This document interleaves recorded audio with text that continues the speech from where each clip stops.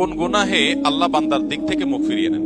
এই বিষয়ে প্রসিদ্ধ একটা হাদিস আছে, নবী সাল্লাল্লাহু আলাইহি ওয়াসাল্লাম বলেছেন, তিন ব্যক্তি এমন আছেন যাদের সাথে কিয়ামতের দিন আল্লাহ কথা বলবেন না, তাদেরকে আল্লাহ তাআলা পবিত্র করবেন না। এই মানুষগুলো যাদের থেকে আল্লাহ তাআলা মুখ ফিরিয়ে নেবেন, তাদের সাথে আল্লাহ কথা বলবেন না, তাদেরকে আল্লাহ পবিত্র করবেন না। সেই মানুষগুলোর মধ্যে একজন হলেন ওই পুরুষ, যে পুরুষ টাকনুর নিচে পোশাক পরে। পোশাক পরে বলতে যে পোশাক উপরের দিক থেকে যায় সেটা টাকনুর নিচে পরে, প্যান্ট, পাজামা, চাদর, লুঙ্গি, জুব্বা, জামা, এগুলো।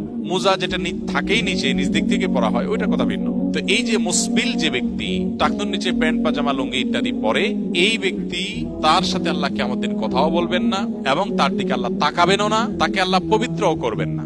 এই তিনটা ভয়াবহতা এই ব্যক্তির জন্য আছে, যে ব্যক্তি টাকনুর নিচে প্যান্ট, পাজামা, লুঙ্গি পরে। আমাদের দেশে অনেকে আছেন মসজিদে নামাজ পড়তে আসলে তখন প্যান্ট ভাঁজ করে। অনেক মসজিদে মুয়াজ্জিনরা মাইকে বলেনও টাকনুর নিচে যাদের প্যান্ট আছে প্যান্ট গুলো উঠায় নেন। নামাজের জন্য এই কথা কেন বলবেন? এই সম্পর্কে একটা জয়ীফ হাদিস আছে যে মুসবিল ইজারে নামাজ কবুল হয় না। হাদিসটা সহিহ সূত্রে বর্ণিত না। বিশুদ্ধ হাদিসগুলো সবগুলো হলো কমন এবং জেনারেল, সব সময়ের জন্য এটা প্রযোজ্য যে পুরুষ মানুষ টাকনুর নিচে পোশাক পরবে না। এখন বৈজ্ঞানিক গবেষণা বলছে যে এটা পুরুষের জন্য ক্ষতিকর। গবেষণা কি প্রমাণ হয়েছে এটা বড় কথা না, বড় কথা হলো নবী সাল্লাল্লাহু আলাইহি ওয়াসাল্লাম নিষেধ করেছেন, বাস শেষ।